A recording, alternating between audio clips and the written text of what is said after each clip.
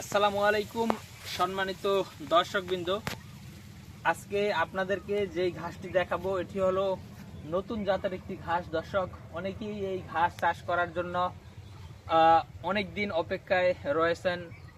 কারণ এর আগে আমাদের কাছে যারা ফোন দিয়েছিলেন আমরা বলেছিলাম যে দর্শক, এখন এর আগে আমরা বলেছিলাম যে আমাদের কাছে কাটিং ছিল না তখন।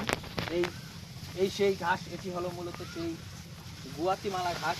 দর্শক, এই ঘাসগুলো মূলত আপনার যে কোনো গবাদি পশুর জন্য আপনারা এই ঘাস চাষ করতে পারবেন। এটি বর্তমান বাংলাদেশের সবচেয়ে বেশি উচ্চ ফলনশীল ঘাস প্লাস আপনার উন্নত মানের একটি ঘাস। এই ঘাসে যেমন আপনার ভিটামিন, প্রোটিন, মিনারেল, ক্যালসিয়াম সব উপাদান পর্যাপ্ত পরিমাণে রয়েছে। পাশাপাশি এই ঘাসে আপনার যেটা গাভী গরু যেগুলো রয়েছে সেই গাভী গরুর জন্য রয়েছে আপনার ক্যালসিয়াম। এই ঘাসে প্রচুর পরিমাণে ক্যালসিয়াম রয়েছে, যেটা আপনার পার্সেন্টেজে হিসেব করলে প্রায় 35%-এর মতো কিন্তু এই ঘাসে ক্যালসিয়াম রয়েছে। এবং এই ঘাসে কিন্তু 20 থেকে 25%-এর মতো আপনার প্রোটিন রয়েছে।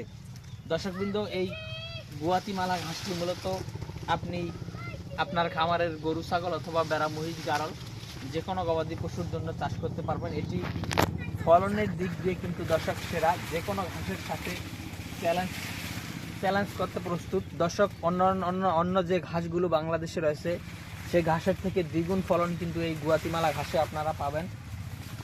সেটা যদি নিচ থেকে দেখান এই ঘাসে যে আসলে কি পরিমাণ ফলন হয় আর উপরে যে কি পরিমাণ পাতা, এগুলো আসলে ক্যামেরাতে অতটা ভালোভাবে দেখানো সম্ভব হয় না যদি না আপনারা সামনে এসে না দেখেন। দর্শক শ্রোতা, এদিকে দেখেন আরেকটি জার রয়েছে।